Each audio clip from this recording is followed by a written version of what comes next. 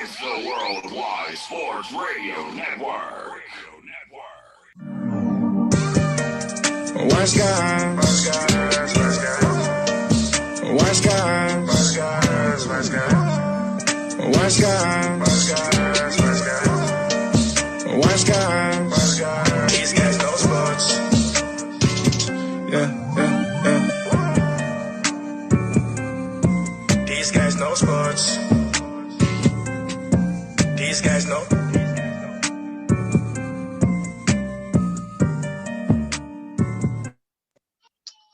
And welcome to Wise Guys. These guys know sports on this Friday, September 11th, 2020. Another day on the Wise Guys show.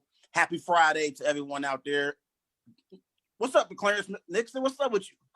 Man, happy Friday. Hey, this is a jam-packed show. I am excited for this show tonight, brother, man. But how's your Friday treating? Treating me real good, man. I'm excited for the weekend. We got the two best words that sports fans love to hear. Game 7 tonight between the Boston Celtics and Toronto Raptors. If you saw Game 6, which we're going to break down here shortly, then we got a treat in store for us tonight in Game 7, Clarence. I can't wait for it. But also, we got our NFL Week 1 predictions ahead on the show. Yes, it's going to be exciting. We got an action jam-packed show for everyone. But before we get into our show real quick, Clarence, we also got to say that, it's September 11th. And we all know that September 11th is a day, in American history that we always remember, from those terrorist attacks that took place, back in, I think it was 2001 when that happened. So we always got to show, to talk about that and, make sure we remember all those who lost their lives on that tragic day, man. Yeah, it's just a sad, unfortunate day that this happened. And, everybody is mourning the deaths that people that was into the accident. And I'm just sending my prayers and condolences to every family that lost a person or a family member. Yeah, we always got to acknowledge it. We always got to acknowledge it, man. It's a day that we'll never forget. It's one of those most tragic days in United States of American history, but we always got to acknowledge it. We've moved past that. We are a country that always bounces back. We're the best country in the world. So we were good, but I always got to mention that. But bro, we got a nice show ahead, and we're going to open up with the NBA. And on Twitter earlier, I posted a poll question, and I asked a simple question, right to the point. Who wins Game 7 tonight between the Boston Celtics and the Toronto Raptors? And Clarence, it was a 50-50 result from the poll. So 50% of people thought the Boston Celtics are going to win. 50% of people thought Toronto was going to win. And it was about 7 or 8 votes. So, a few people got in on that and voted. So let's talk about that Game 7 matchup. As everyone knows, the Toronto Raptors beat the Boston Celtics 125-122 in double overtime in Game 6 to force Game 7 tonight. Kyle Lowry was sensational for the Raptors, Clarence. He had 33 points, 8 rebounds, 6 assists. Powell, he came in and balled out for the Raptors, 23 points. Jaylen Brown had 31 for the Boston Celtics, and Tatum had 29 points, 14 rebounds. So my question for you, co-host, as we open up the show tonight, and we're talking about this big-time matchup in the Eastern Conference, this Eastern Conference battle between two powerhouse teams. What was your biggest takeaway from Game 6? Well, the Toronto Raptors, they overachieved the mark that we gave them in Boston in 6 games. The fight that you see in that team, like, you see a lot of players that's hungry for that opportunity to make it to the finals and keep playing, keep winning the games. And that mindset right there led them to Game 7.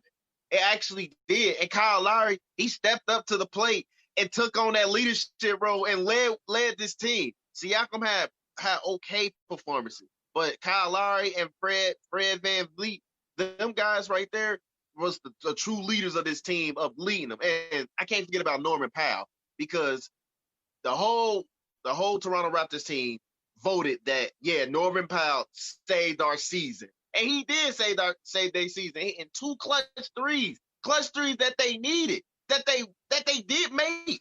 It was insane that we still talking about this series, but this series is just going down to the wire, Trey. I'm excited to watch it tonight.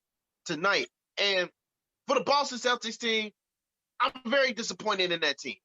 For the simple fact that don't get me wrong, Toronto is a nice, good team. A nice team. They was defending champs last year, and they've been doing fantastic all season, even through the bubble, even in this playoff. But this Boston Celtics team, it had high hope. You actually had the Boston Celtics going to the NBA Finals, and you thought they was going to 6 games. Well, that didn't go out. Well, one of the two only happened. They're going to Game 7, and they need to win tonight against the Toronto Raptors. And I'm very disappointed that they couldn't close them out on 6 games because they have higher, better superstars on that team that can score plus 20 plus. But this Toronto team, they just kept working and they kept fighting. And now we here discussing it on Wise Guys that Game 7's tonight. It's going to be a jam-packed one, Trey. It's going to be a great game tonight in Game 7. But I must admit, Clarence, I slept on the Toronto Raptors. I slept on the reigning defending champions. I owe Nick Nurse and that entire Toronto Raptors basketball team an apology tonight on Wise Guys on the Worldwide Sports Network. I doubted the Toronto Raptors, and they showed up in Game 6, and they showed that championship DNA, Clarence. They showed why they are a team that has a legitimate shot to get to the finals and possibly even win the finals. You never know what can happen when you get to the finals. Just get yourself there and put yourself in a position to compete for a championship. And that's exactly what the Toronto Raptors did. In Game 6, Kyle Lowry was sensational. He was great again, and he made a case why he could be arguably the greatest Raptor in history. I know we've had some great players come through that organization. I'm thinking about Chris Bosh. I'm thinking about Tracy McGrady. I'm thinking about Vince Carter. I love all those guys, but Kyle Lowry has done it for a longer stretch period. Like, he's done it over a longer stretch, and he's been loyal to that franchise. We know Kawhi Leonard's the best player that ever walked through that Toronto Raptors door, period. But he was only there for 1 year. Kyle Lowry has been there his entire career, and he balled out in Game 6, Clarence. He had, 33 points, shot 12 of 20 from the floor, shot 6 of 10 from three-point range, and he hit big shot after big shot, and he also made some key defensive plays for the Toronto Raptors. Yeah. This game had everything. It had big shots that were hit. It had great defensive plays that were made. It had a little bit of everything. This was one of the best playoff games I've seen in quite some time, Clarence. It was a show with the Boston Celtics and Toronto Raptors put on display in Game 6 on Wednesday night. But again, when it comes to the Toronto Raptors, Kyle Lowry and Fred VanVleet, they stepped up for the Toronto Raptors, and they showed why they are recognized as one of those backcourts that can hit key shots. VanVleet had 21 points. He only shot 7 of 22 from the floor, but he also had in this game 9 assists. So he was a great facilitator for the Toronto Raptors. Pascal Siakam, he didn't shoot the ball well. He only shot 5 of 19. He hasn't really shot the ball well in this series overall, but he hit some key shots down the stretch. He only had 12 points. But I can't say enough about Kyle Lowry and the job that he did leading the charge for the Toronto Raptors to be in this position. I'm going to be honest, Clarence. In that game, in the fourth quarter, in the 2 overtimes, I counted at least 3 or 4 possessions where the Celtics had the lead, and it was a 1 or 2 possession game. And the Toronto Raptors came down the floor, and if they didn't score, more than likely they were going to lose that game. Every time it seemed like Boston was about to pull away, the Raptors made a run, and they got back into the game. It shows you that this team is battle-tested, and whenever those big moments arrive, they always show up, and they always show that they are ready for those moments in playoffs. Yeah, in the playoffs, they're playing sensational. They're the defending champs. They don't want to go out like no chumps. They don't want to go out like no loser at all. Like, even if they do lose, if they did lose Game 7, they gonna look back at this season like, hey, everybody had the odds against us because Kawhi Leonard went to Los Angeles Clippers, and they thought we was gonna be dumpster juice. But we came back, we fought back, and we're here right now on Game 7 against the Boston Celtics. But for that Boston side, Jaylen Brown didn't shoot the ball well. 11 for 30 in the game. That he himself was taking a lot of uncontested shots and shots that he usually don't hit. But Jason Tatum had a phenomenal game. He gave his all, and he was one assist away for his first career triple double in the playoffs. So that right there would have been big. But that Toronto Raptors team, they overpowered them, and they was the better team all around, offense on both sides of the court. And I got to give some love to Norman Powell. Norman Powell, he came in and had 23 points, 6 of 11 shooting from the floor, went 3 of 6 from three-point range. He came in and hit some big-time shots in the fourth quarter in the double overtimes clearance. So I got to give some love to Powell as well. And I can't say enough about the job that Nick Nurse has done, because in Game 6, he made an adjustment. He put a boxing one in on Kemba Walker. And Kemba Walker in the game only had 5 points. That was the reason why the Boston Celtics lost the game. In 52 minutes, Kemba Walker only had 5 points. Kemba, the Celtics need more out of you, bro. You cannot be the starting point guard of the Boston Celtics, and the Celtics are not championship contenders if you're going to only be scoring 5 points in 52 minutes. Kemba, they need more out of you. But again, I'll give Nick Nurse some credit, because he put that boxing one on Kemba Walker, and Kemba Walker wasn't able to adjust. But I felt like overall in the game, Marcus Smart, he did a hell of a job contributing with 23 points. I think Marcus Smart has done a great job stepping up in the absence of Gordon Hayward, Clarence, because I think Marcus Smart's been that perimeter shooter that the Celtics need. In that game, he went 6 of 11 from three-point range, and he was a +3 on the court, and he's a great perimeter defender. He made some key defensive plays on Siakam, in that fourth quarter in those double overtimes. But again, I think the Celtics probably should have still won this game, but Kemba Walker only having 5 points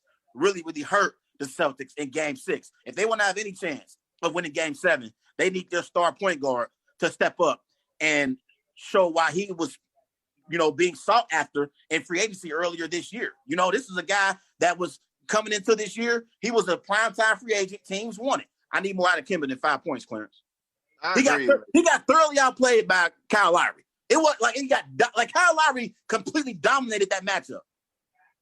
Yeah, Kyle Lowry, he's been dominating the matchup for the last 2 games. And talking about getting out of a player, Kemba, he was paid as a superstar, as a franchise player of the Boston Celtics. You need more out of him, because Jaylen Brown and Jason Tatum, they can't take all the shots because they can't. And for the Boston Celtics, their big advantage is rotating the ball and finding open shots on the three. And Marcus Smart, he's been coming alive. And like you mentioned, 6 for 11. You believe it or not, he made 5 straight threes in that drive. In that drive, he just made like 5 straight threes, and he just overcome for the Boston Celtics. But I'm just disappointed in the Boston Celtics, because they been favored as to make the NBA Finals, and they were supposed to clear them out in 6 games. But we just seen the Toronto Raptors. They are still like last year. So it's pretty interesting. I'm not really disappointed in Boston. I give more credit to the Toronto Raptors, because they showed that championship DNA. They've shown the heart of a champion. There was plenty of times in this series where I thought they were going to lose. I thought they were going to lose this series, and they always fought back. But that leads us to our next question. Which team has the most pressure to win Game 7 tonight? Most pressure. I think it's just the Boston Celtics. You just lost 2 straight games. You lost 2 straight games, and you go into Game 7. You could have ended it out. You could have ended it out in 6 games, but the pressure was on you. And once the pressure was on you, it was momentum games from the Toronto Raptors. And I think they just ran with the momentum, and they won the game. They won those games. And I think for the Boston Celtics, like you said, they have to be more aggressive on the offensive side. Kemba Walker, he has to make tough shots. He cannot make shots that he truly doesn't make in the gameplay. But not saying he can't make the shots that he can make, but some shots ain't always smart. But I think the Boston Celtics got the most pressure on them. I think Toronto in the driver's seat. Yeah, I think the Boston Celtics got the most pressure heading to this Game 7. I think Toronto playing with house money at this point, Clarence. I really do. They are playing pressure-free because no one expected them to be in this position. I think after the Celtics went up 2-0, I think the pressure was on the Celtics because many people believe they were the better team. And then, even in Game 3, when Ginobili hit that game-winning shot at the buzzer, and it was 2-1, I still think majority of people thought the Boston Celtics were the better team. And then Boston won Game 5, and they blew out the Raptors. So then people thought, they should close out the Raptors in 6. They just beat the Raptors by 20. They just won by 20 points. So I think, in a way, you can make a legitimate argument in order for the Celtics to win this series, they're going to have to win this series a third time. I thought they had the series won after they went up 2-0. I thought they had the series won even after Anobi's game-winning shot.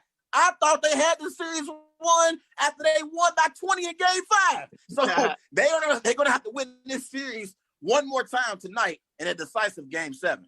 One more thing before we move on. Like I said on the last show on Wise Guys, the Boston Celtics, they have on and off games. In game 5, we thought, they about to close them out because Game 3 and 4, Toronto, they was gaining momentum, and you might as well say Boston was having an off game. But tonight, the pressure is on them. Like, can y'all close the reigning champs out? That's the pressure. The pressure is on them. The pressure is on the Celtics because I think once the Bucks got eliminated, I think there was a poll.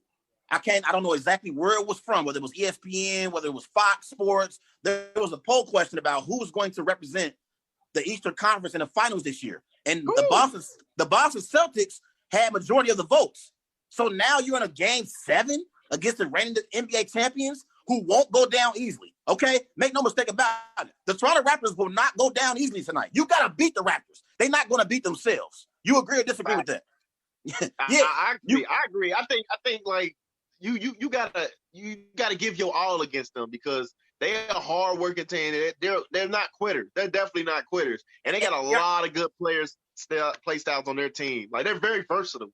I love about them. And they doing this while Pascal Siakam has been struggling this series. He hasn't really played well this series, Clarence. He just hasn't. He hasn't really shown the ability to lead as the number one option. And here the Toronto Raptors are, a chance to advance to the Eastern Conference Finals, and their best player on their team hasn't even played well. One more question before you move on to our NFL. Who has the advantage heading into Game 7? Who's going to win tonight?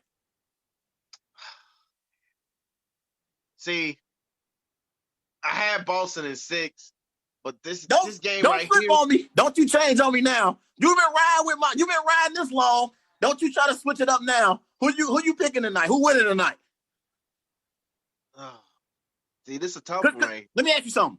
I heard people say when Game 6 was going on during the double overtime, people were saying if the Raptors win Game 6, they're gonna win Game 7. People said that. Did you feel like that when you was watching the game? Like, if Toronto win tonight, they're gonna win Game 7. Did you feel like that? But think about it. With Van Vliet, when they after Game 4, Van Vliet stated, "Oh, it's over for the C's," and actually it been over for them. Like, not been over for them like over this series, but they won Game 5, but they gave up Game 6, and all the pressure is on them while the Toronto's in the driver's seat figuring out how they go keep maintaining. But I still think, to me, I got Boston in a real close one, because I think for Toronto, they lost Game 7 before. The first time they back in the playoffs, they lost Game 7 before at home. So the difference is they're not at home, but the Game 7 is very important for them.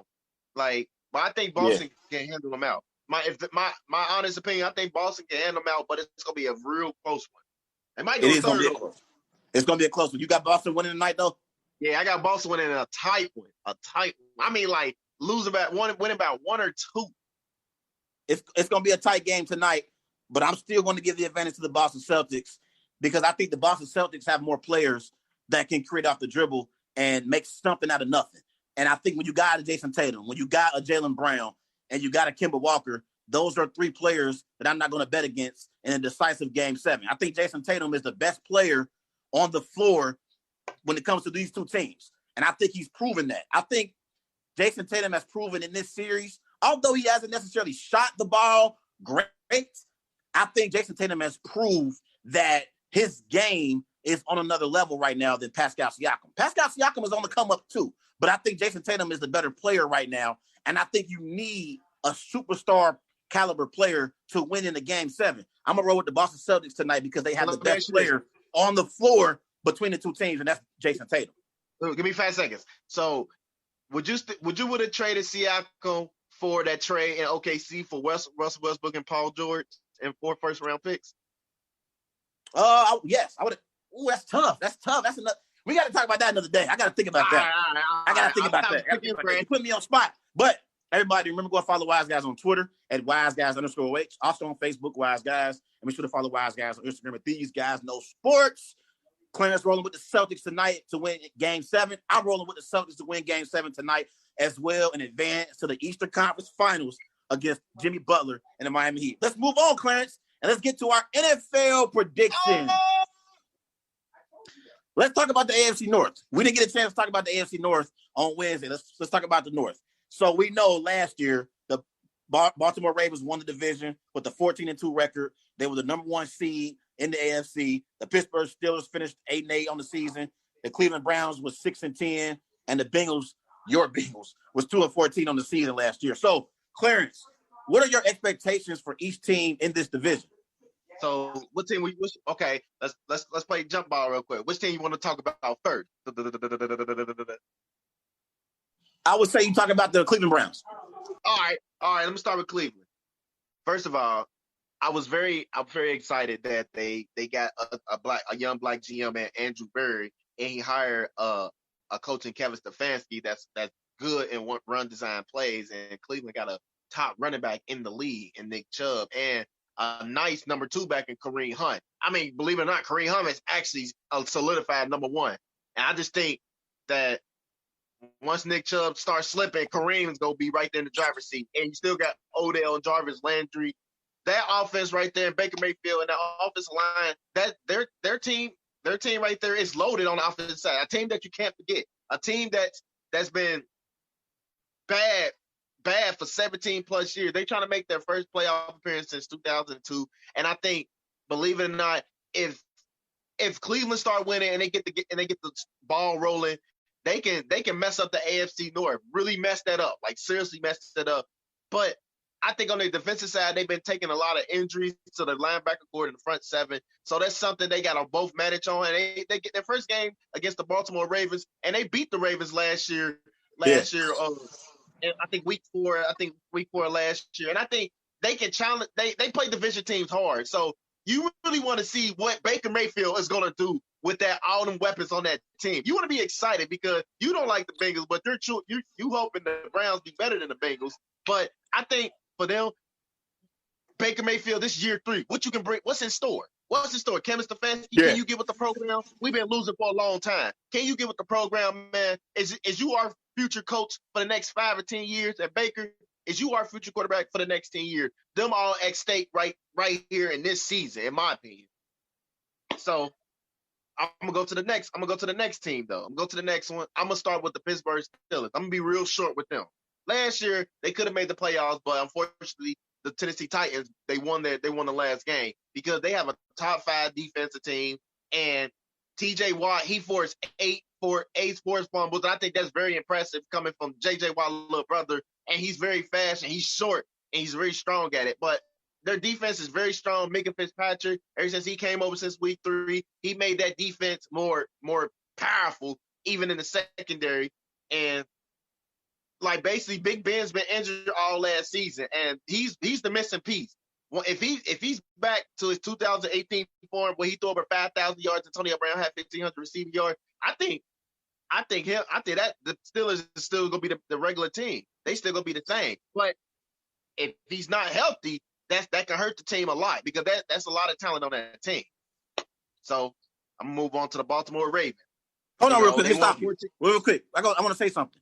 You're talking about the Browns and the Steelers both being teams that are going to be good this year. That means your Bengals are most likely going to finish last in the AFC North, my friend, right? We don't know that. Think about it. Think about this. Cleveland defense got hit with the injury bug. Like, they lost Grant Delpit to a whole knee injury. The linebacker crew is a mess. Like a mess. Mac Wilson, he's going to be out for the next 10 to 12 games. They got young linebackers that's not proven ready, though, Trey. And Myles Garrett, he hasn't practiced in a couple of days. I think he's coming back for tomorrow. He should be here for limited practice. But at the same time, that defense can kill that Browns team right there. But that Steelers team, if Big Ben is back to his regular form, as you say, he's one of the top quarterbacks in the NFL, then they should be okay. They should be fine. I keep it real. And I give credit when it's due. Their defense, they have a top 5 defense. And Cleveland, they don't have no top 5 defense, but Cleveland got a top offense. But you gotta give credit when it's due. But for the Baltimore Ravens, though, I want to go to Baltimore Ravens. I'm gonna be real short with them too. They won 14 straight games last year. They went 14-2. Lamar Jackson, they got the best rushing attack, and you just added J.K. Dobbins to that offense. Like Mark Ingram, he has the third most 100-yard game since 2016, behind Jordan Howard and Zeke Elliott. I think if he's getting 100 yards, game, it's gonna be ugly and powerful. And the question is, can he throw the ball? Can he be more consistent throwing the pass? Lamar's talent, but in order to beat a team like the Chiefs or the Bucks, Saints, or whatever, the Seahawks, you have to throw the ball. You have to throw the ball in certain times. Now, I'm one out the final, the Cincinnati Bengals. They're very young. And I'm very excited that Joe Burrow got drafted to Cincinnati Bengals. I'm a big Bengals fan right there. And I'm not trying to be biased. I'm trying to be real in it. He is our building block. He's our building block that we're building around. You are biased about them Bengals, talking about the Bengals might go 9-7 on the season. You need to stop. You said that. I'm just saying. Listen, you're biased. He's our building block. He's our building block of this team. And Joe Mixon is the backbone. We decided to him 4 years, $48 million. He's getting 12 a year. The offense, AJ's back. Tyler Boyd, even Burrow even said him and Tyler Boyd chemistry is like phenomenal. So that can be very scary right there, Mr. Larkins. And this defense, they revamped the defense. Geno Atkins is not going to be playing Sunday, so that's going to hurt the D-line. Not as much, but they go feel it, though, what missing him. But I'm looking for somebody on that defense to step up and who could be this next superstar for us in the Cincinnati Bengals. Now the floor is yours, Mr. Larkins. Okay, let's start off with the Pittsburgh Steelers. We're looking at the Pittsburgh Steelers. We know Big Ben Roethlisberger. He's a Super Bowl champion. He has, 2 Super Bowls on his resume. He is one of the greatest quarterbacks in NFL history, and he's a very, very clutch quarterback. Whenever there's a big-time clutch moment in the playoffs, Big Ben has delivered for the Pittsburgh Steelers and Steelers Nation. But Big Ben is 38 years of age. Father time is creeping up on Big Ben. So I'm not so sure Big Ben has many years left in the tank, Clarence, because he is the kind of quarterback that gets hit a lot. That's why last year, that injury that he suffered, it put him out for the entire year. Like, he's not really durable anymore. We're going to see what Big Ben has left in the tank this season. Mike Tomlin, I think Mike Tomlin is one of the best coaches we have in the NFL. I think he doesn't get enough credit for the job he's done with this Pittsburgh Steelers team. Last year, even without Big Ben Roethlisberger and without Antonio Brown and Le'Veon Bell, the Pittsburgh Steelers were still one win away from the playoffs, Clarence, and they had nobody's playing quarterback last year. They had very inconsistent quarterback play last year. Mason Rudolph, give me a break. Like, come on now. Like, they ain't had no consistent quarterback play, and here Mike Tomlin is having them in position to possibly get to the playoff game in week 17. It was amazing. But when I look at the Steelers, I'm not so sure Juju Smith-Schuster is the number one option at the receiver position. I think he's a solid number 2, but I don't think he's a great number 1 at the receiver position. But I do love the Pittsburgh Steelers defense. I love Micah Fitzpatrick, on the back end for the Steelers. I love, Bud Dupree at the linebacker spot, Cameron Hayward. They got some nice players on the defensive side of the ball for the Pittsburgh Steelers. See, they have actually completely flipped their DNA as a team. Before, it was all about Antonio Brown, Le'Veon Bell, and Big Ben Roethlisberger. They want to score a lot of points to beat you, and their defense wasn't very good. Mike Tomlin has realized that is not a winning formula. In order to win Super Bowls, defense wins Super Bowls. Now I think the Pittsburgh Steelers have a championship defense. Let's get to the Cleveland Browns. I think the Cleveland Browns have one of the best rosters from top to bottom in the NFL. I think offensively, Baker Mayfield has a ton of weapons to distribute the football to. You got Odell Beckham, who is a star elite receiver in the NFL. You got a solid number 2 in Jarvis Landry. In free agency, they brought in Austin Hooper from the Atlanta Falcons. I think he's going to help them at the tight end spot. And then you also got in the backfield Nick Chubb and Kareem Hunt, who they just signed to a new contract. So they're going to be around for a while. So I like the balance offensively that this team has in the Cleveland Browns. I like the fact that they let go of Freddie Kitchens because I don't think he was the right man for the job. Now they have Kevin Stefanski. And I think Kevin Stefanski is going to do a better job putting Baker Mayfield in positions to be successful this year. I think in order for the Browns to be successful, though, they have to run the football with Nick Chubb and Kareem Hunt. They don't want to have Baker Mayfield dropping back to pass 35, 40 times a game. That's a recipe for disaster for the Browns, okay? He can't do it. I don't think Baker Mayfield is the kind of quarterback that can drop back to pass 35 or 40 times a game. I think Baker Mayfield should drop back to pass maybe 20 to 25 times at the most. You have to lean on Nick Chubb and Kareem Hunt. Now, when I look at their defense, I got you. Hold on now. I got you. When I look at their defense, I like Denzel Ward, as a cornerback defensively. We know they've signed Myles Garrett to a new contract extension in the offseason. So I think they can make some noise defensively as well. Now, let me get to those woeful Cincinnati Bengals of yours. I already told you, I think Joe Burrow is going to struggle this year because I think he's going to be going up against an elite defense in the Baltimore Ravens, an elite defense in the Pittsburgh Steelers. I think it's going to be tough on Joe Burrow in his rookie season because he has to learn how to be a pro, but he's also going to be under duress a lot this year. That Bengals offensive line, I still don't believe in them. I think Joe Burrow is going to be running for his life this season, Clarence. I don't know why you have these such high expectations on Joe Burrow. Like, please lower your expectations for this brother. Okay? Don't put all that pressure on that man because your team been sorry for all these years. Don't expect this man to come in and save this terrible franchise that have really, they have completely traumatized you as a sports fan. They traumatized you, bro. Like, you are traumatized to the point now where you're saying the Bengals going to be 9-7. It's not going to happen. I also don't believe in Zach Taylor. I got to see more from Zach Taylor. He hasn't proven enough for me to believe he can lead a team to the playoffs. I will admit, the Bengals did make some nice moves in free agency on the defensive side of the ball, something they haven't done in previous years. That was impressive. Now let me get to the Baltimore Ravens, who I think is the best team in this division.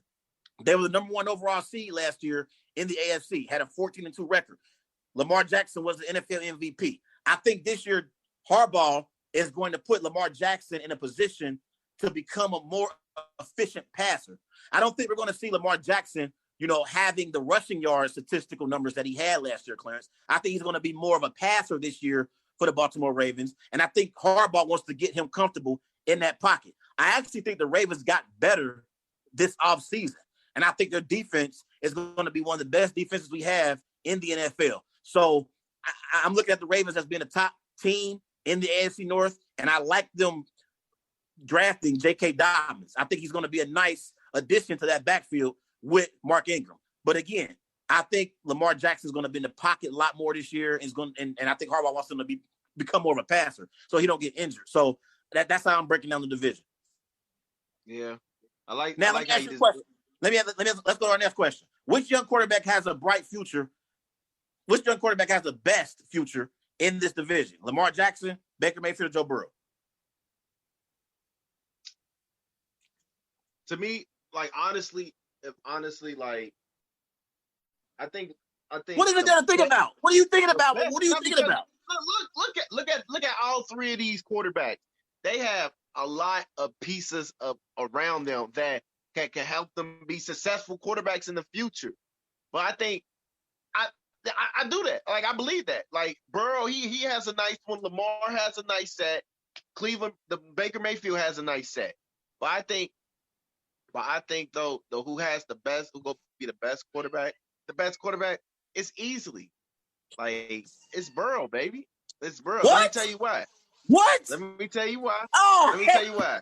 Oh my! What? Listen, let me tell you why. Let me tell you why Burrow's about to be the best quarterback ever. Because listen, he's already ahead of all these young rookies in these camps, and him walking into a situation like this, it helps us. It helps our organization gets better. And the type of quarterback he is 10 times better than Baker Mayfield. And the dual threat is coming in handy. But how long can he keep it up coming? But I think for Burrow that I see something that is different than any other rookie. Like he's been You working can't be his butt serious off. right now. I'm dead serious. I'm dead serious right here. I'm dead serious. And I'm not even What's in your What's in your cup over there? What are you drinking already? It's I'm Friday. gonna just say this. I'm gonna just say this. Lamar Jackson biggest flaw is not passing the ball up.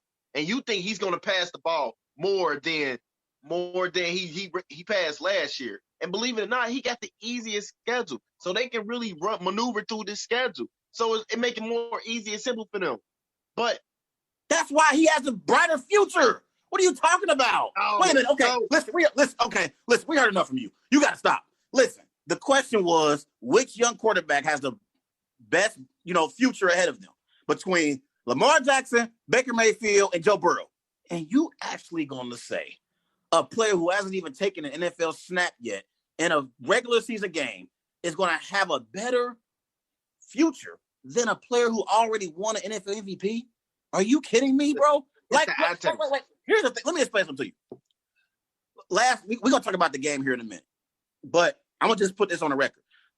I'm a Deshaun Watson fan. You know this. And I've been on record saying I believe if Deshaun Watson was in Kansas City and he had the weapons that Patrick Mahomes has, I think Deshaun Watson would have similar accomplishments as Patrick Mahomes. So I was watching the game last night, right? And as I'm watching the game, although I'm a Deshaun Watson fan and I like the way Deshaun Watson competes at the quarterback position, I sat there realizing that situation matters because Patrick Mahomes is in the perfect situation in Kansas City with a great coach like Andy Reid, a great support system and supporting cast that he has, one of the best tight ends we have in the NFL in Travis Kelce. He has a top 5 receiver, arguably, in Tyreek Hill on his team. Sammy Watkins and Hartman also are nice receivers to have on your squad. And he has a nice organization backing him in the Kansas City Chiefs. And I'm thinking, damn, Deshaun Watson doesn't have that with the Houston Texans. We're talking about right now, Bill O'Brien trading away one of the best receivers in the NFL and DeAndre Hopkins. I say all that to say, when it comes to who's going to have the best future between these 3 quarterbacks in the AFC North, Lamar Jackson, Joe Burrow, or Baker Mayfield, it's easily Lamar Jackson. Why? Because Lamar Jackson has the better support system around him than Joe Burrow and Baker Mayfield. The Cleveland Browns and the Cincinnati Bengals are 2 of the worst franchises we have in the NFL, Clarence. They haven't won a Super Bowl since neither one of them has won a Super Bowl since either one of us been born. Neither we haven't witnessed it. It hasn't happened. And for you to say that Joe Burrow is going to have a brighter future than Lamar Jackson is ridiculous. Definitely. Lamar Jackson is playing for a proven head coach in John Harbaugh, a proven organization in the Baltimore Ravens, an organization that has won Super Bowls. And you got the nerve to say that Joe Burrow has a brighter future ahead? You are ridiculous, bro. You need to be stopped. You need to be stopped right now. You got to take out your Bengals bias. You have to. Think about it. Think about what Lamar. Think about Lamar is dealing with right now. That he plays this Patrick Mahomes in week 3 on a Monday night game. If he can't pass the ball downfield, the Ravens is gonna be in a lot of trouble. But that's safe for a whole nother conversation when we get there. But here's the thing, though. Lamar already proven that he can be a solid quarterback that can start for your team and lead your team to the playoffs. What the hell is Joe Burrow proving? What is he proving? Nothing. He's a team captain. He was a team captain. What does that mean? He's a team captain because he's led in Zoom meetings this year. Some of his peers believe he's going to have a fantastic career because he's so talented enough. It's something that you got to bet on. Supposed to say. They say what they're supposed to say. You said he's a captain.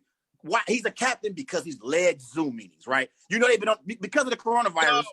They've had a lot. Yes. Because of the coronavirus. Hold on now. You got to talk. Let me talk. Because of the coronavirus, we've had a lot of Zoom conference calls for these football teams this offseason.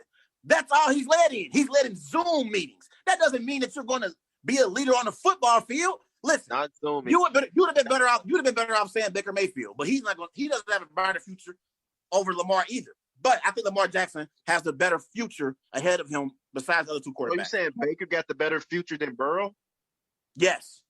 You're ridiculous. Yes, You're ridiculous, man. Because Baker Mayfield also has a better supporting cast than Joe Burrow, in my opinion. Can you really depend on A.J. Green to play an entire season? Is Tyler Boyd a legit number one receiver if A.J. Green does go down? If A.J. goes down, can you depend on Tyler Boyd to be a true number one? Tyler Boyd has proven that he can be a true number one. I mean, No. what you don't understand, two Okay. back-to-back 1K yard. Oh, man. Who wins the division? Who wins the division? Yeah. Oh, I'm going to be real honest. I think Baltimore going to take this division.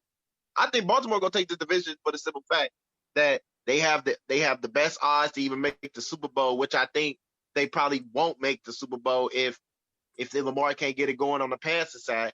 But I think the team that really can be right behind them and make a playoff push, it probably can compete. It can be the Cincinnati Bengals. I'm telling you, you're ridiculous. I'm moving on. A young revamped defense. You don't realize who are the players that we just signed on our team that can help impact this defense. It's not happening. Y'all not going to the playoffs. Y'all 4-12. Y'all be 4-12. I got the Ravens winning the AFC North. No, I got the Bengals. I got the Ravens winning the AFC North as well. Bengals finishing 4-12 on the season.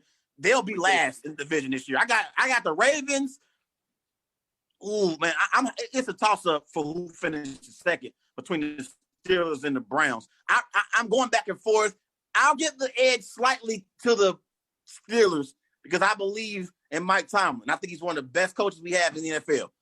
So I'm going to get a slight edge to the Steelers to finish second. Who you got finishing second and third? The Browns don't have no experienced coach. The coach ain't got no experience. Don't have no experience. I'm gonna tell you this: if the Bengals did miss the playoffs, if they did miss this playoff, I think they could come up in third place too. I think they're a better team than the Browns. What people failing to realize, the Browns are going to be the Browns. Okay, let's move on. We both got the Ravens winning the NFC North. We got to move on. Let's talk about the NFC side of things. We're gonna get our NFC Divisional Winners here. Let's start off with the NFC East. 2019 results: Eagles 9-7, Cowboys 8-8, Giants 4-12, Redskins 3-13.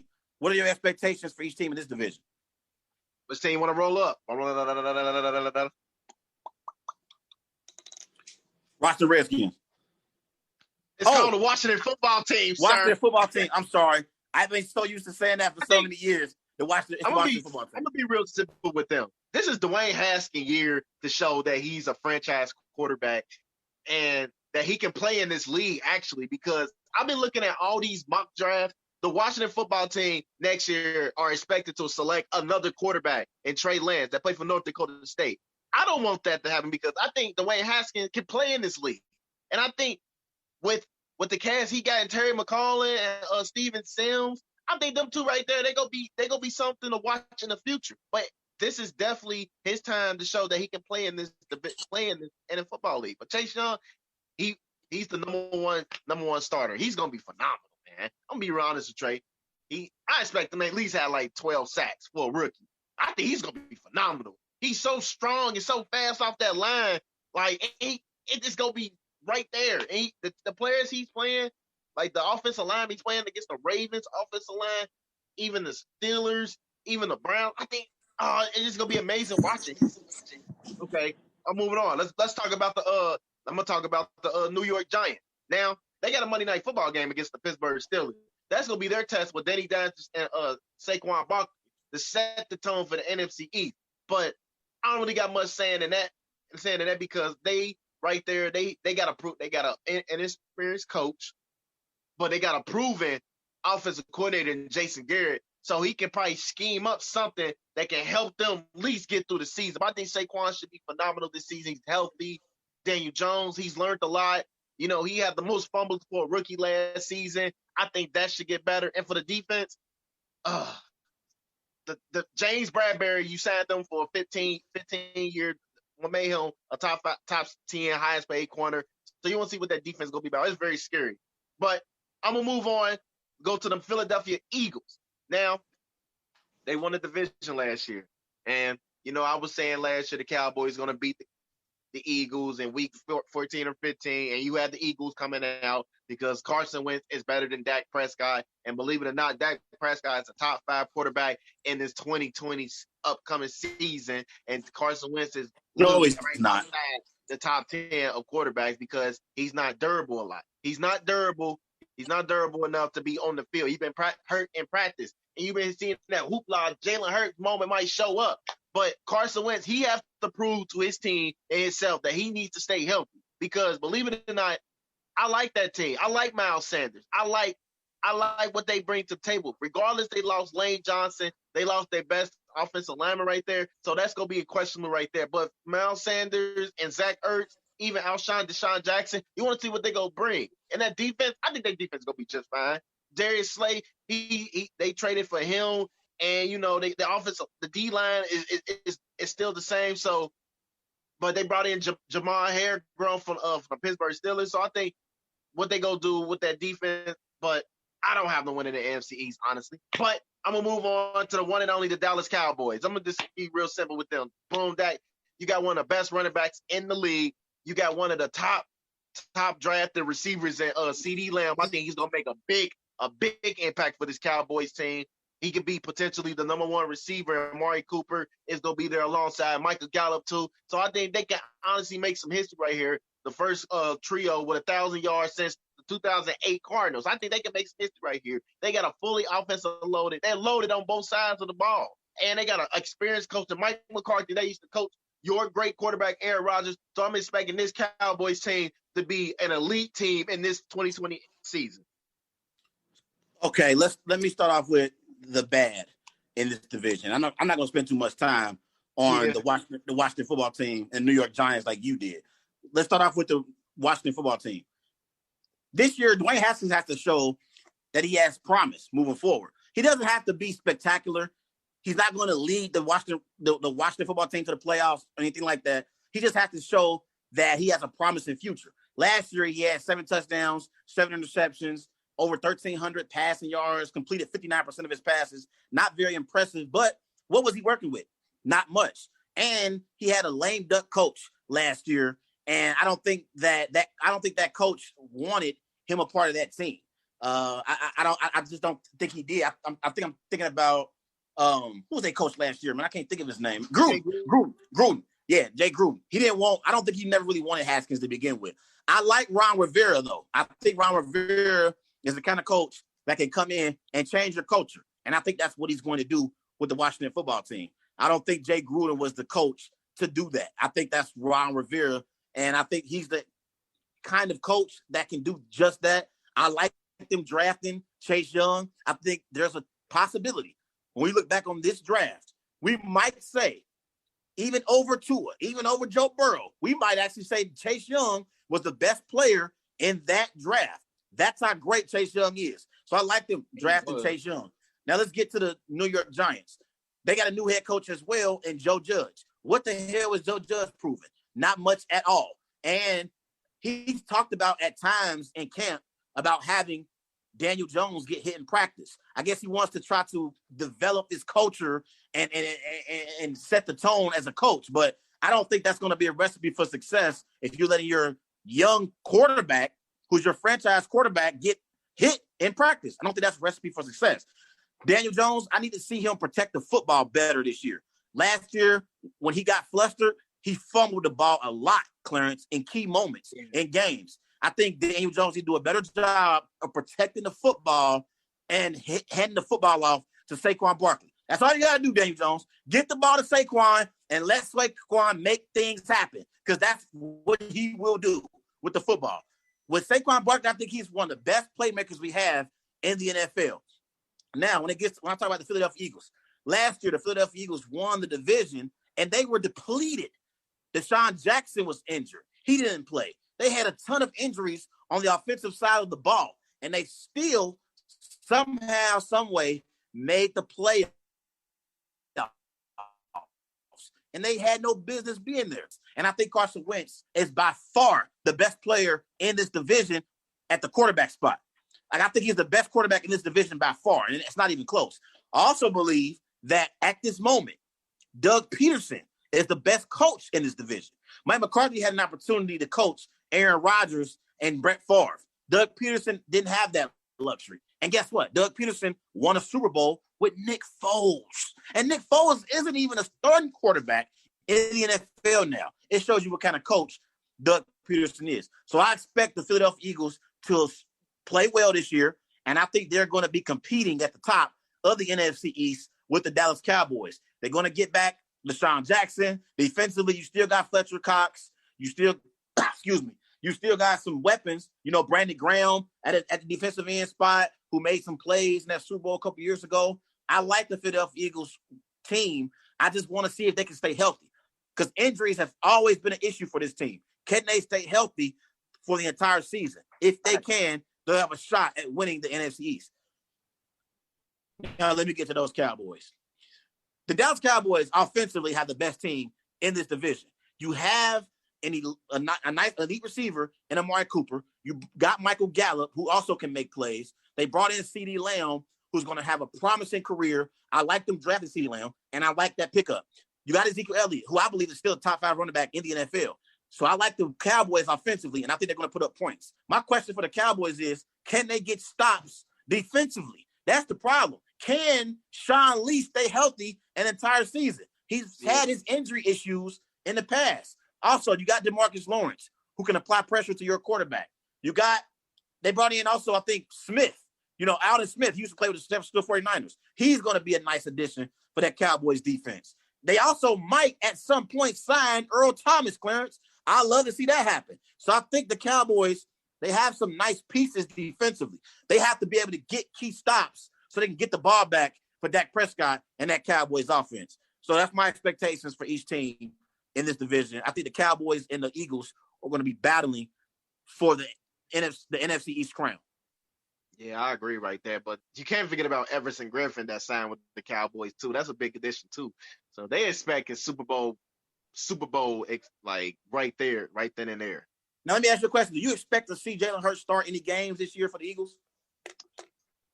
You know, I don't expect him to start I don't expect him to start no games this year, but I expect him to be in some type of packages like what the New Orleans Saints do with Taysom Hill. I think they should put him in like those type of packages because he's a good runner. He's strong and powerful, and I think he has a bright future in the NFL also.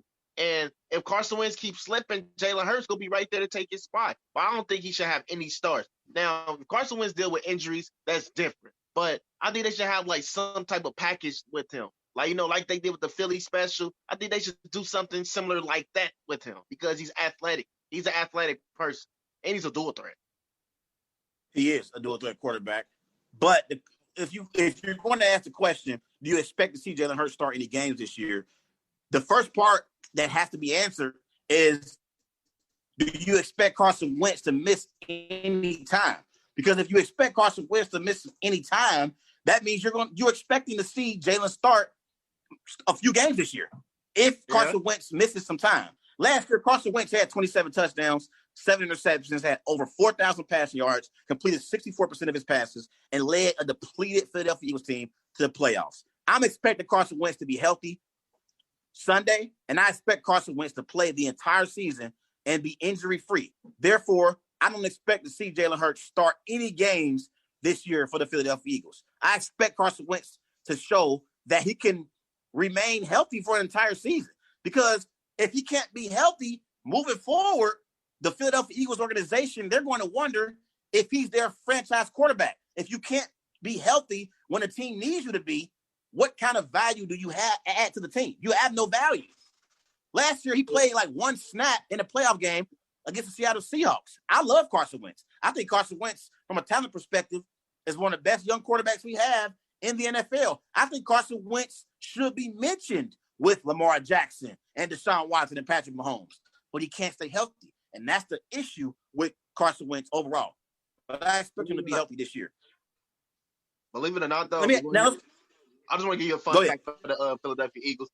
Philadelphia Eagles, they was the first. Carson Wentz actually the first quarterback to throw over 4,000 yards, and no receiver had no more than 500 receiving yards. No receiver.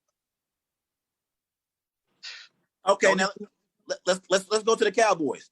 Under new head coach Mike McCarthy, will the Cowboys live up to expectations? I think they gonna live up to expectations because they have a lot of weapons on that team that can help live up to the expectation. They're fully loaded.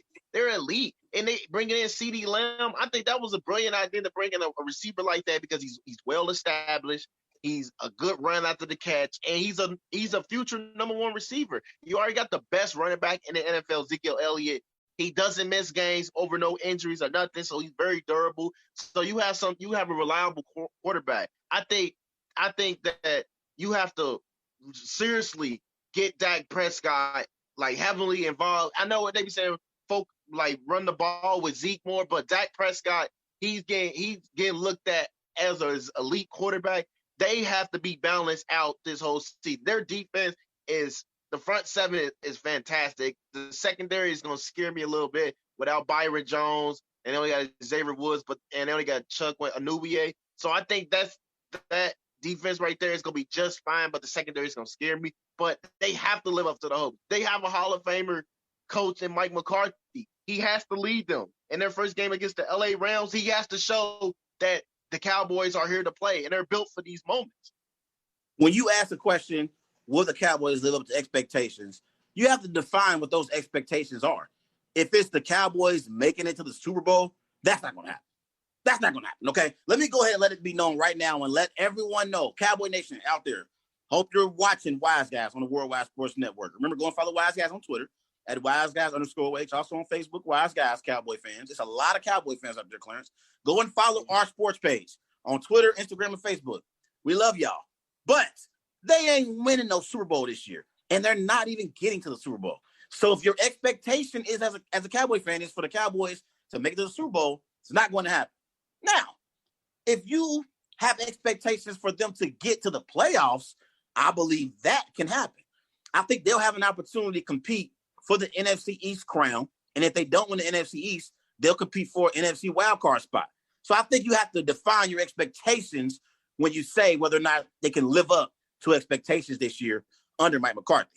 If your expectations is Super Bowl, it won't happen. But if it's playoffs, it's a possibility it could happen. And let's move on to another NFC championship. Say it again. At least they in their eyes, they are a team that can make the NFC championship. And the NFC, the whole NFC division, it's been a toss up. It's been a toss up who's coming out the NFC East. I mean, not the NFC East, just the NFC. I think their expectation is making the NFC conference championship game. And I believe they can make that expectation, but everybody has to play their role. Who has the better season this year? Daniel Jones or Dwayne Haskins? Believe it or not, I think Danny Dan's gonna have the better season because he got a smart and poised running back in Saquon Barkley. He has a good coaching staff behind him that go help him build to be a good player in this NFL. And he got some young core receiver with Steve Clayton. You got Golden Tate, and you got Evan Ingram. That's a nice solid tight end. But when you have like one of the best running backs in the league in Saquon Barkley, I think you'll be just fine. But he has to learn how to take care of the football. But I'm betting my money on him to have a better season than Dwayne Haskins because Dwayne Haskins is going to meet some tough teams and on his schedule that he going to have to live up to and fight through. But I'm taking Danny Dimes. What about you? Coming out of the draft, I've said I believe in Dwayne Haskins as a quarterback in the NFL, a quarterback that you could build your team around. And now that he has Ron Rivera as his head coach, I think Dwayne Haskins will have a better season this year than Daniel Jones because I believe Dwayne Haskins has a better coaching staff around him than Daniel Jones. We don't know what kind of coach Joe Judge is going to be this year. We don't know what to expect from Joe Judge as a head coach. We know Ron Rivera is a coach who has led his team to a Super Bowl appearance when he was with the Carolina Panthers. He was a coach that won a lot of games in Carolina with Cam Newton as his starting quarterback. So I think Dwayne Haskins will have a better season than Daniel Jones just off the strength of him having a better coaching staff around him than Daniel Jones. But I think it'll be a close, matchup between these two young quarterbacks. I'll just give Dwayne Haskins a slight edge because he has a coaching matchup. Now, who wins the division? I already told you, but I got the Dallas Cowboys winning this division, man. They're the best team in this division. And the Eagles got to show me they can stay healthy at the quarterback spot, even on the defensive side, too. But the Cowboys, it's right there. It's right there for them to be crowned. Only way they got to win they got to win strong games. They got to play together. Mike McCarthy, he got to show that he's still coaching. He's one of the best coaches in the NFL. I got the Dallas Cowboys. What about you? With the Philadelphia Eagles to win it NFC East. And I'm going to tell you why. The Dallas Cowboys, every time it seems like they have it together, every time it seems like they're headed in the right direction, somehow, some way, they get in their own way and they come up small once we get late in the season and into December. I already told you I believe Carson Wentz is a better quarterback than Dak Prescott. I also believe Doug Peterson right now, just right now, is a better coach than Mike McCarthy because I haven't seen Mike McCarthy coach in a few years. Now, Mike McCarthy comes back and he has the success that he had in Green Bay. That's another conversation we could have later on in the season, or next year. But I think Doug Peterson is a better coach right now as overall than Dallas Cowboys. Therefore, I think they're going to have the slight edge over the Cowboys in the NFC East. I think it's going to be a close race the entire season. But I think once we get late into December, I think Carson Wentz and the Philadelphia Eagles are going to separate themselves from the Dallas Cowboys. And I think the Cowboys will be competing for NFC wildcard spot. I'm not saying the Cowboys will make the playoffs at all because we'll do our playoff picks next week. I just think that the Philadelphia Eagles are going to win the NFC East. Yeah. I just trust them more. I trust them more. I just think for them two right there, them gonna be all the way to two teams that's fighting for the crown spot at NFC East. But the Cowboys, they have a better defense than the Eagles, and then the offensive side is more talent on their side. I just think the Cowboys, this is their year. They have a coach that can help them execute plays and lead them. I'm really expecting them to come out the NFC East, at least make the second round of the playoffs. All the talent they have, that's not a good look. It will not be a good look for that Cowboys team. This year, they should win the NFC East. Let's move on. Let's go down to the NFC South. Everybody, remember, go and follow Wise Guys on Twitter at WiseGuys_OH. Also on Facebook, Wise Guys. And be sure to follow Wise Guys on Instagram at These Guys Know Sports. Let's talk about the NFC South, Clarence. 2019 results. The Saints won the division with a 13-3 record. The Bucks finished 7-9. The Falcons 7-9, and the Panthers 5-11. What are your expectations for each team in this division? Give me a second. Want me to go? Yeah. Now, what was the question again? What are your expectations for each team in this division in the NFC South? I think you'll see a lot of shootouts between these teams. You'll see a lot of shootouts that they might put up 40 or 50 points because they have a lot of firepower on the offensive side. But I'm going to start off with the weakest link, the Carolina Panthers. I think this is the type of role that Teddy Bridgewater, he's still showing that he's still trying to show his coach that he's a real franchise quarterback, so they don't have to look no other way to draft another quarterback. You got one of the best running backs in the league, Chris McCaffrey. I believe that him and Robbie Anderson, I think this offensive side is very well decent enough to score a lot of points and possibly win some games. But the defense, I think this is not going to look good.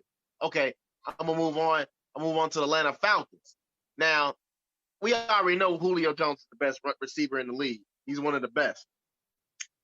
And they drafted they ain't drafted, but they signed Todd Gurley off of injury because they signed him because the Rams released him. I think this Falcons team, they is a dark horse team in the NFC South because they have a lot of firepower on that offensive side that can put up points and that can close out games. The real question is Todd Gurley healthy? Is he going to be 100% all season? Is he going to be reliable? That's going to be one of the biggest questions in that Falcons locker room. Okay, I'm moving to the next one. I'm going to go on with the New Orleans Saints. They're talented from top to bottom. Both sides of the ball. They're very talented. And they got the best receiver in the league in Michael Thomas. So this is Drew Brees' year. Can you win a playoff game? Because it's been 3 years that you couldn't just get the playoff thing going. Everybody keeps saying this is your Super Bowl year. Can you lead them to a Super Bowl year? I believe they're not, but this is the year for him to show that, hey, I'm leading this team to a Super Bowl and we gonna win it all. It ain't gonna be easy. It's gonna be tough. Now I'm gonna move on to the Tampa Bay Buccaneers. You know, they got one of the greatest quarterbacks of all time, Tom Brady, one of the greatest tight ends of all time, and Rob Gronkowski, and you just signed Leonard Fournette. The list goes on. And I think this team right here is like stacked. They're loaded. They're loaded on both sides of the ball. They're very loaded, Trey. The Tampa Bay Buccaneers is going to shock a lot of people. I think that the Tampa Bay Buccaneers are going to the playoffs this year. I'm merching that right now, wise guys. These guys know sport. Where they got a great leader in Tom Brady and elite receivers in Chris Godwin and Mike Evans and Leonard Fournette as your running back. Yeah, I got them going to the playoffs this year. When they get to the playoffs, come holler at me. But this Tampa Bay team is loaded and ready to go. And their first game against the Saints on the road, they got to show that they can play in the NFC South because it get crazy in the Big Apple, Trey. Now the floor is yours. All right, I'm going to start off with the Carolina Panthers. I will admit I'm a little biased about the Carolina Panthers because I didn't like the way Panthers owner David Tepper and new head coach Matt Rule did Cam Newton in his final days being a part of that Carolina Panthers organization, Clarence. I didn't like the way they text Cam Newton and let him know they were going to be releasing him of his duties. I thought that was very unprofessional, and I think Cam Newton deserved to be treated better on his way out of Carolina. It's one thing if you want to move on from Cam Newton. That's fine. But it's a whole entire different thing if you're going to text him instead of letting him know, up front, face-to-face. I think that's a face-to-face conversation, not text. So I'm not rooting for the Carolina Panthers this year at all. And I don't want them to really win many football games because of how they treated Cam. So that's really just mainly for Panthers owner David Tepper and Matt Rule, the head coach. But I do like them I think Teddy Bridgewater a few games in the regular season. I think he's a slight upgrade over a quarterback like Tyrod Taylor. They're kind of similar, but I think I'll take Teddy over Tyrod slightly. Teddy Bridgewater has shown he can win a division title. He won a division title with the Minnesota Vikings in the NFC North a few years ago. So I like them bringing in Teddy Bridgewater, a replacement for Cam. I don't think he's going to be able to uplift this team at an MVP level like Cam Newton did, but I believe he can play well for the Carolina Panthers and help them win some football games. Christian McCaffrey is one of the best running backs we have in the NFL, and I think he's going to be a nice security blanket for Teddy Bridgewater. I think when Teddy Bridgewater's in trouble this year, when he's under duress, he has a nice luxury to be able to throw the ball out to Christian McCaffrey in the flat and let Christian McCaffrey make something out of nothing. So I like the fact they got Christian McCaffrey still in that backfield, one of the most dynamic players we have in the NFL. I think the Carolina Panthers, they're going to be one of those teams this year that spoil a lot of playoff contending teams' hopes of getting to the playoffs. Like when we get to December, I think Teddy Bridgewater and the Panthers, they're going to be spoiling a lot of playoff contenders' chances of getting to a playoffs and making something happen. So that's the kind of team I think they're going to be. Now let's get to the Atlanta Falcons. Contrary to what most people believe, Matt Ryan actually hasn't really played bad the last few years for the Atlanta Falcons. It's been their defense where they've struggled. I think Matt Ryan is still a nice quarterback in the NFL that you can win football games with. I like the fact that they brought in Todd Gurley, and I think Todd Gurley, similar to Cam, is going to be playing motivated this year. He's heard the doubters as well and heard people say he doesn't have anything left in the tank because of his knee injuries that he's had in the past. I think Todd Gurley is going to be motivated to prove that he still is a top running back we have in the NFL, and I think he's going to be a nice, reliable security blanket for Matt Ryan to depend on to hand the ball off to. Therefore, all the pressure is not on Matt Ryan to win games for the Atlanta Falcons. You mentioned it earlier. Julio Jones is one of the top receivers we have in the NFL. I hope this year Dan Quinn and the Atlanta Falcons can somehow, some way, find a way to create more opportunities for Julio Jones to showcase his talents, because sometimes we forget about how great Julio Jones is. The last few years, we've been talking about Michael Thomas. We've talked about DeAndre Hopkins. We've talked about Odell. We haven't talked about Julio, honestly, probably since the Super Bowl loss by the Atlanta Falcons. Wouldn't you agree with that? Like, we really ain't talked about Julio. We know how great Julio is, but we ain't talked about Julio. We ain't talked about him a lot. But it's been mainly because the Atlanta Falcons been irrelevant. Let's just call it what it is. They've been irrelevant. So, he's playing receiver, and that's a dependent position where you need everything around you to go right in order to be effective. When I look at the Atlanta Falcons head coach, Dan Quinn, the team loves Dan Quinn. They love playing for Dan Quinn. But if Dan Quinn doesn't find a way to get the Falcons to the playoffs this year, Clarence, I think Arthur Blank, the owner for the Atlanta Falcons, he's going to be moving into a different direction next year. I don't think Dan Quinn is going to have another opportunity to coach this team if he doesn't get it done this season. And sometimes I think this team still, they have that Super Bowl hangover from a few years ago when they blew that 28 3-point lead in the Super Bowl against Tom Brady and the Patriots. I think this team has struggled to, regain their confidence and regain their stride. Now, let's get to the Saints. We know the Saints brought in Emmanuel Sanders in free agency, and they added Emmanuel Sanders with Michael Thomas. I think Michael Thomas and Emmanuel Sanders can be a nice duel at the receiver position for the New Orleans Saints. And I think the fact that they re-signed Alvin Kamara, I'm not sure if his contract details have been released yet, but it's been reported that they about to agree on a new contract with Alvin Kamara. You have to bring back Alvin Kamara if you want to have any chance of making a Super Bowl if you're New Orleans Saints. Drew Brees, I believe this might be his last year, Clarence. This may be his last final season in the NFL. And I think if the Saints want to have any chance of winning the Super Bowl, Drew Brees is going to need Alvin Kamara. He's going to need Michael Thomas and Emmanuel Sanders to make plays for him as the season goes along. Another thing, I've noticed the last 2 years, towards the end of the season, Drew Brees, his play has dissipated. Like, he hasn't been at a high level. Like, he hasn't really played well in the latter part, in the end of the schedule, and the end of the year overall. I think he's been struggling. So I want to see if Drew Brees can maintain playing at a high level throughout the entire season. Defensively, we know they have Cameron Jordan, elite defensive lineman who can get pressure on the quarterback. I love the New Orleans Saints team.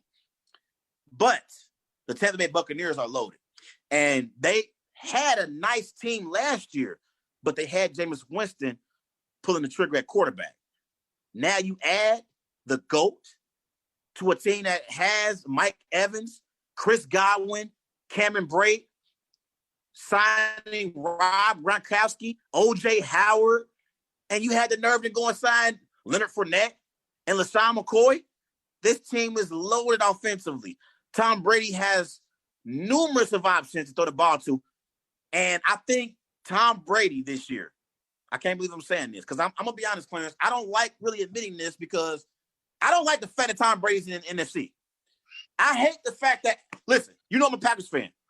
It bothers me that the Packers have not put a supporting cast around Aaron Rodgers, and here comes Tom Brady to the NFC, and the Bucs, they have a loaded supporting cast around Tom Brady. Like, what the hell is going on here? Aaron Rodgers has been in the NFC all these years. And the last few years, the Packers organization, they have done a disservice to my quarterback. I'm not going to make this about Aaron Rodgers and my Packers, but I just don't like the fact, Clarence, that Tom Brady comes over to the NFC and he has a better supporting cast than Aaron Rodgers already.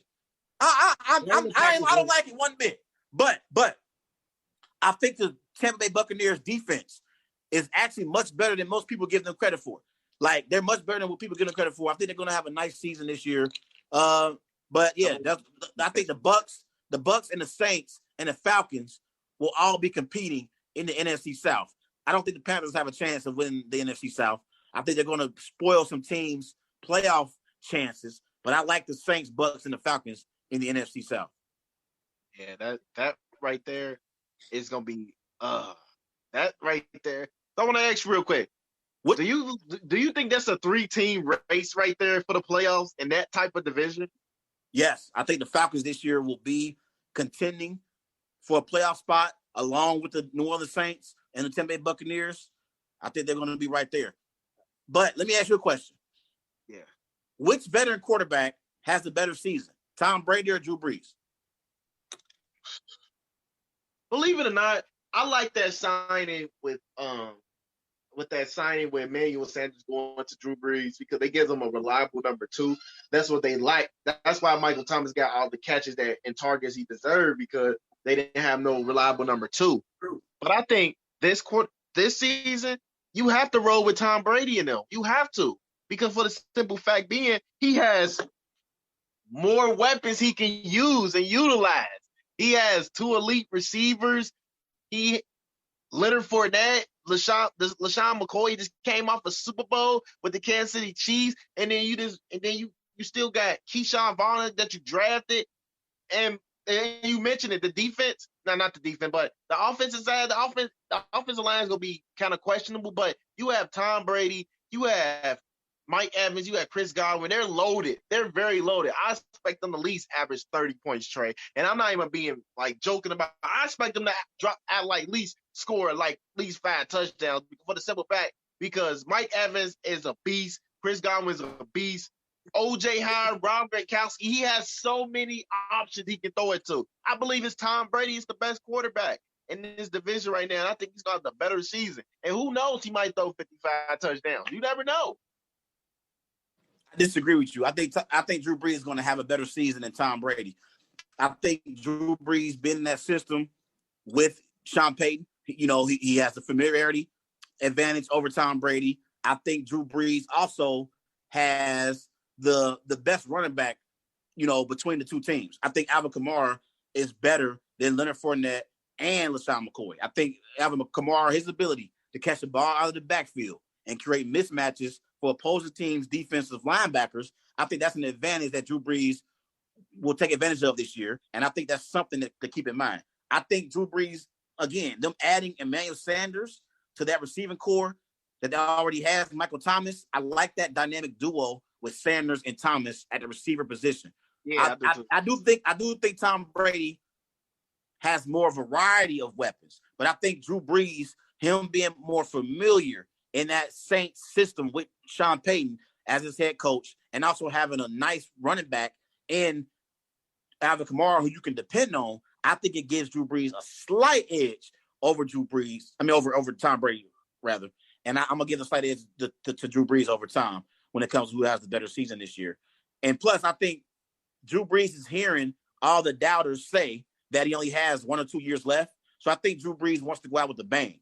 And I think he knows in order to elevate himself amongst the NFL all-time greatest quarterbacks, he has to win another Super Bowl. Like, unlike Aaron Rodgers, unlike Tom Brady and Peyton Manning, he never had an NFL MVP.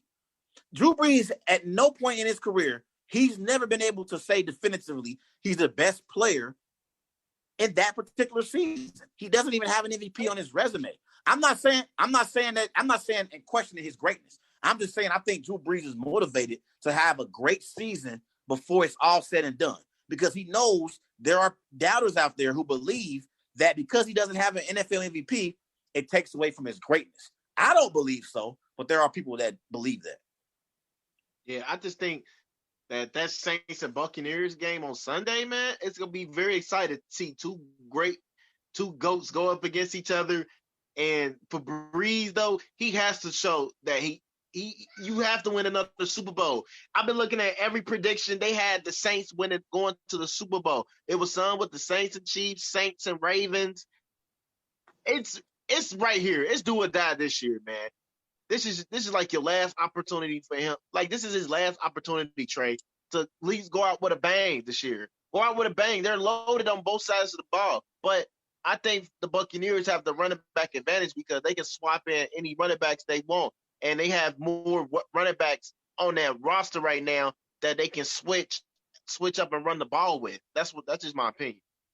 And I think defensively, the Saints, they have playmakers at every level of their defense. Obviously, up front, you got Cameron Jordan, who makes plays for that defense. At the linebacker spot, you got Demario Davis. Last year, when I watched Saints games, Demario Davis, the linebacker for that team, he always made play after play after play. He basically like jumped off my TV screen. Like, every time I watched Saints, he made plays. And then in the secondary, you still got Malcolm Jenkins, a proven veteran That's who scary. can make plays in the secondary for their team. Say it again. That's scary for Malcolm Jenkins to go back to the New Orleans Saints. Like, that gives them a reliable, like, free safety, strong safety position. Yeah.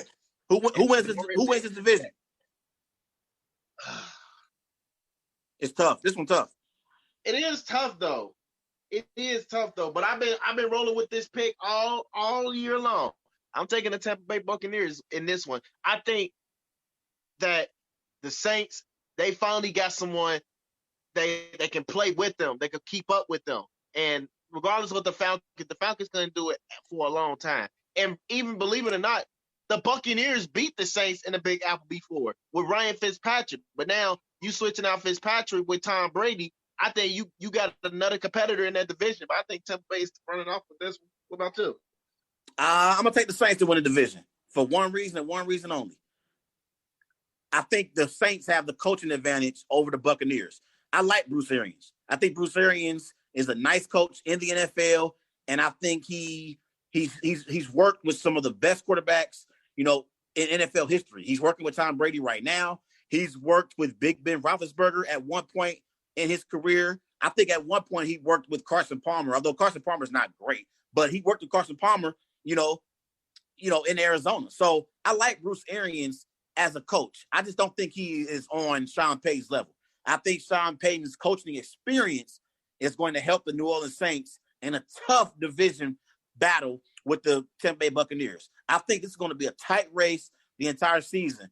And I think week 1 is going to tell us a lot. They play each other on Sunday. That's going to tell us a lot on which team is going to win this division. I know it's only one game, but I think that is one of those games that you want to win so you can set the tone and let everyone else know in the division, hey, we are the leaders of this division, and in order to be able to take the crown from us, you got to beat us. I think that's how New Orleans feels overall. New Orleans has won this division the last 3 years. They feel like they are the cream of the crop at the top of the NFC South. So I think in order for the New Orleans Saints, in order for the Tampa Bay Buccaneers to win this division, they're going to prove that they can beat the New Orleans Saints in those key pivotal games. It starts this Sunday, week 1, when they match up, going up against each other. So I'm excited to see that. But I'm going to get the Saints a slight edge over the Buccaneers. But it's going to be a nice race the entire season in the NFC South. And also, a dark horse is Atlanta Falcons. I'm not writing off the Atlanta Falcons like you are. I think they got a shot at the playoffs. I really do. Yeah, I think they got a shot, though, but I wouldn't expect them to be a second place or first place. But third, I think they got a shot if they can knock off the Saints or Falcons. Saints or Bucks. Let's go to the NFC West. The 49ers won the division last year. 13-3 records. Seahawks 11-5. Rams 9-7. Cardinals 5-10-1. What are your expectations for each team in this division? I'm gonna start off with the Arizona Cardinals because I love Kyler Murray.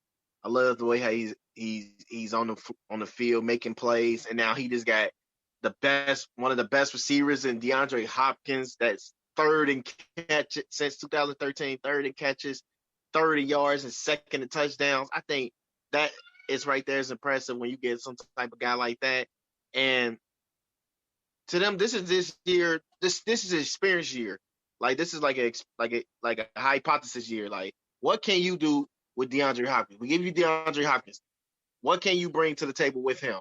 Can you explode with this guy? Right then and there, can you? All right. And on that defensive side, I think for the defense that they're going to struggle. Honestly, that they're going to struggle a lot because they have a lot of young proven players there that need to be proven for this year.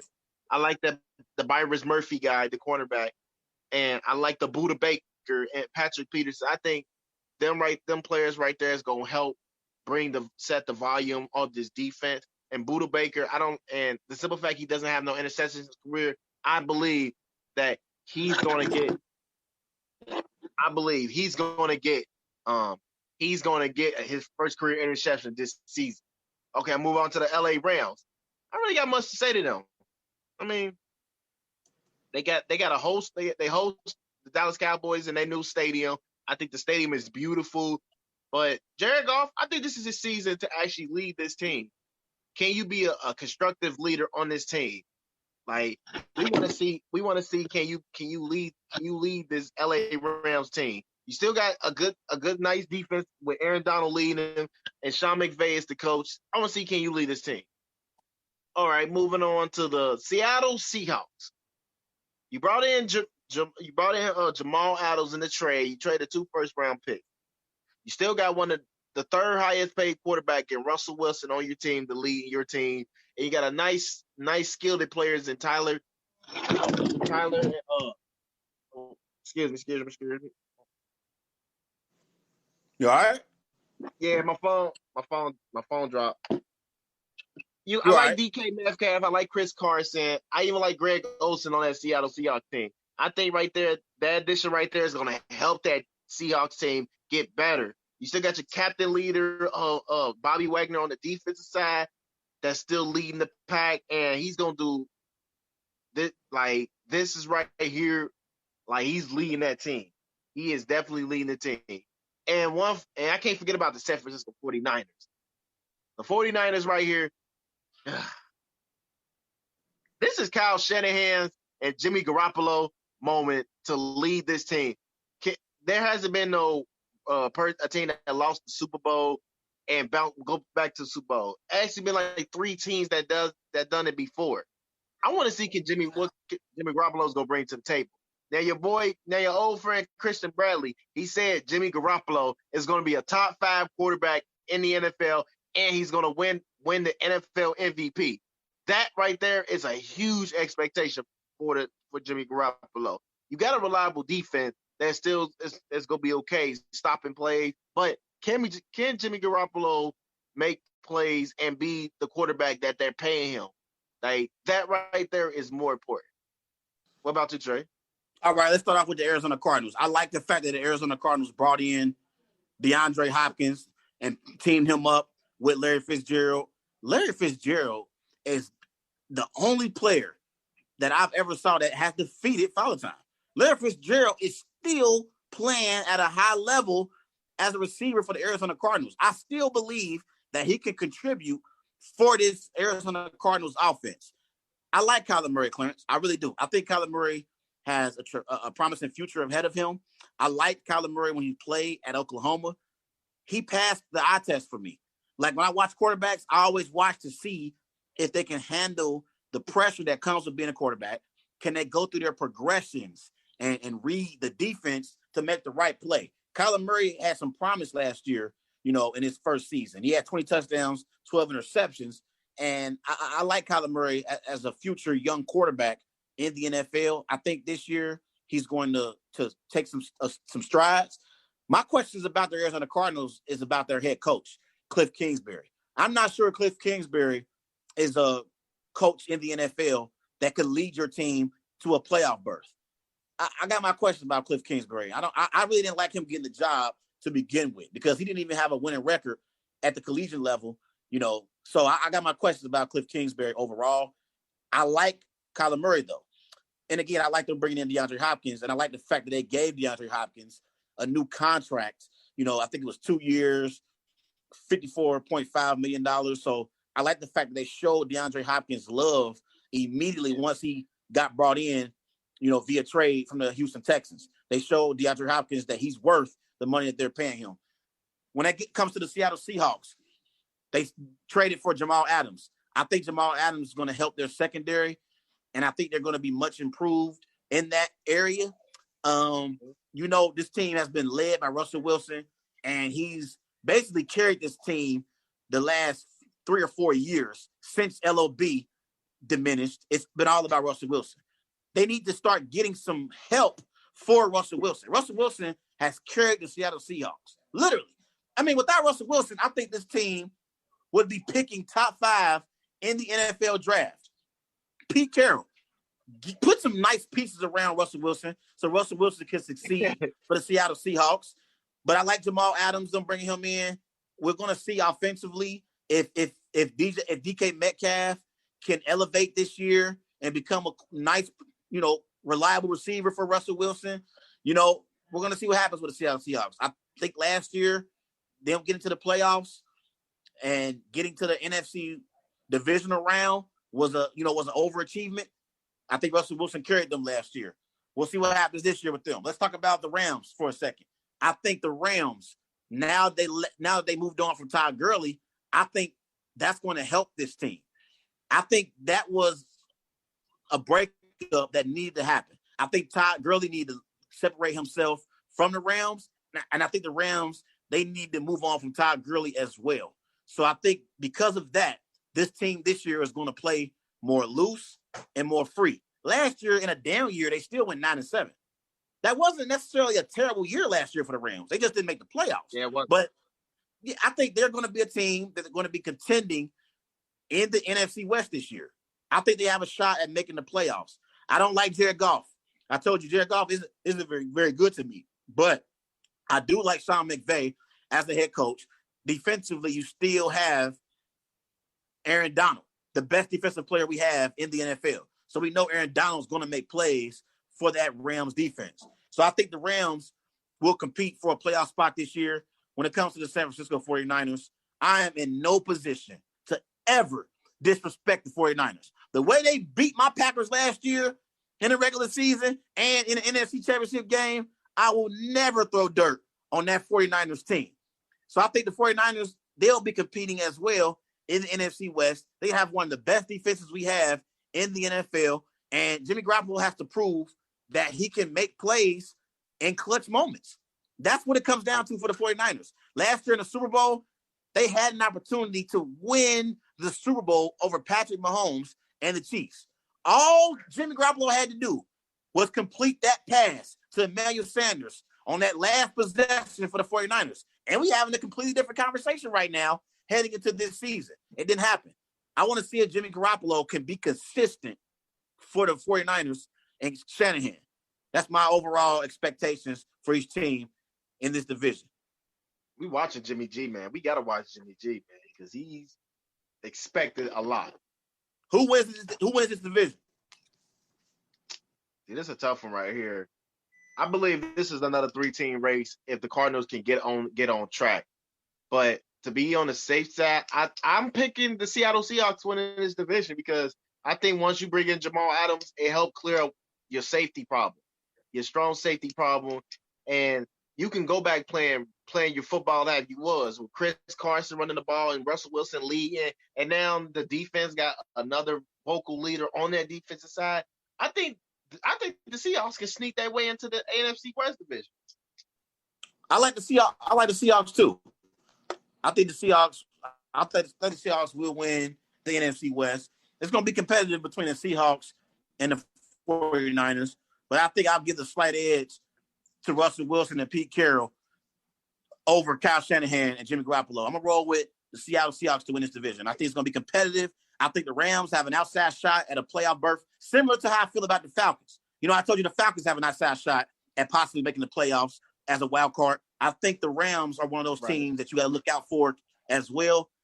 So we'll see what happens. I got the Seahawks winning the NFC West. So do you. Let's move on to the NFC North. Last year, we know who won the NFC North. My Packers won the NFC North with the 13-3 record. The Vikings finished 10-6. The Bears was 8-8, and the Lions went 3-12-1. Yes, they actually had a tie on their record last year. What are your expectations for each team in this division? I don't got too much expectations, so I'm going to start with the lowest one. I'm going to start with the Detroit Lions. This is Matt Patricia's tribe and tribulation year because you was coming in to help change the culture. You drafted DeAndre Swift. I really liked it, and I really like in this draft. I think he's going to be amazing in the NFL. But Matt Patricia, his coaching style, it has to fill in for this team. This team full with talent. Matthew Stafford, before he got injured, he was actually leading the NFL in touchdowns and completions and yards per play. But all that went down the drain when he got injured. Now I'm going to go on to the Chicago Bears.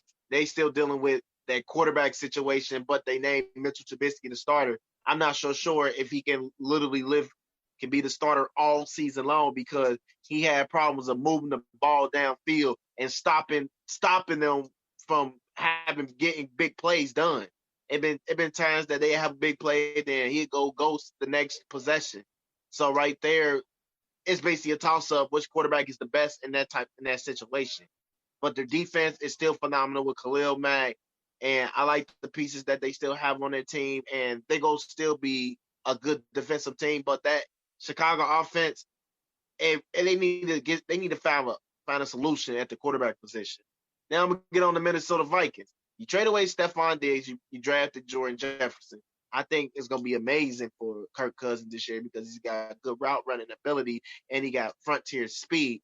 But Alan Thielen, I got him on my fantasy. I think he's going to impact the receiving more because he used to playing with Kirk Cousins and he caught a lot of passes from him. So I think he's going to be a reliable target. But Jefferson is going to be the fun target. He's going to be the fun target for Kirk Cousins. But Adam Thielen is going to be the main target and for Kirk Cousins. And their defense, they're going to be real solid, even though they're missing Danielle Hunter on the defensive side. That's going to be missing for the first 3 games. I think that's going to impact them more because they brought in Yaga. I can't pronounce his name. He came from Jacksonville, and I think he's going to be. They don't got Everson Griffin no more either. No. His name is Yannick Ngakwe or something like that. He came from Jacksonville. No, I understand. I was just saying they lost Griffin too. You know, Griffin went to the Cowboys. Yeah, he went to the Cowboys, and that was a good one for the Cowboys too. But that right there, you still got a nice defense on the Vikings side, but in order for them to win this division, that defense got to beat a team like the Green Bay Packers, which I'm about to get to right at this minute because I know you a big Die Hard fan. But the Vikings, they got a good offense, and Dalvin Cook too. I like Dalvin Cook on our running back side. I think they're going to be solid, and they need to get a deal done for him because he's been, dedicated to this franchise for them, to be honest. Now I'm going to get on the Green Bay Packers. Now, this is Aaron Rodgers' year to show that it's Super Bowl or die this season because he was one play away to making the Super Bowl with not one play, but he was one game away to making the Super Bowl against the San Francisco 49ers, but they end up stopping them, unfortunately. And Aaron Jones has been phenomenal for this team, for that running game. I really like him a lot, and I think they should get a deal done. And Devonte Adams, I always give you trouble with Devonte Adams, but I do give credit when he's due. He has been one of the best receivers in the NFL with the route running ability, yards after catch, and he's been the only target for Aaron Rodgers, which I'm just so disappointed that they didn't draft no other receiver in his last draft. But Devonte Adams has remained the number 1 target, and he forever be the number 1 target until they get a reliable number 2. Now on the defensive side, I like the pass rush in the Williams Bros. Even though they're not brothers, I call them the Williams Bros. But I like what they bring to the table, and the rush defense has to get better. It has to get better. Someone else than Zardarius Williams or the Smith brothers, Zardarius Smith and Preston Smith. Somebody else on that defense has to step up on that defensive side in order for them to make it to a Super Bowl. And that's my prediction on the NFC North. Yes, sir. Okay, let's start off with the Detroit Lions. I know how talented Matthew Stafford is, but I got questions about Matthew Stafford's durability. He can't ever stay healthy. He's similar to Carson Wentz. I see flashes of Matthew Stafford making plays in games. And I say, why can't this guy stay healthy? Why can't he stay healthy for an entire 16-game season? Have we ever saw Matthew Stafford play entire 16 games? Do you remember? I don't remember it. I don't remember it happening. I can't remember it happening. But I believe in Matthew Stafford. I actually think he can play. But he's just never healthy. In order for Matthew Stafford to remain healthy, he has to be durable. And if he's not durable and if he doesn't play, the Detroit Lions are going to be irrelevant. It's just that simple for me. I think Matt Patricia still has questions, about whether or not he's a quality coach. I think there's been some players who've questioned his, coaching, and they say that he doesn't really do a great job of relating to players. I've heard that. So we got to see, we got to look at and see if Matt Patricia can relate to his players and get the best out of them. That's one thing we got to look for this year. When it comes to the Chicago Bears, they won't have a successful season because they got too many question marks at the quarterback position. I was once told that if you have a quarterback competition, it means you don't have a quarterback at all. We heard all offseason long that there was a quarterback competition between Mitchell Trubisky and Nick Foles. because there is a quarterback competition in Chicago, I don't think they have a solid number one quarterback on their roster. Therefore, I believe that offense is going to struggle again, and all the pressure is going to be on Khalil Mack to lead that Bears team to wins. I don't see it happening. I think they're going to struggle because they don't have consistent quarterback play. I also believe Matt Nagy, he has to prove himself as a coach who can lead his team back to the playoffs. He did a good job in Mitchell Trubisky's first year, but he hasn't been back to the playoffs since, and he's had some questionable decisions as a head coach. And I just think that team overall, because they don't have a leader at quarterback, other players in that organization, they see it. They see what we see.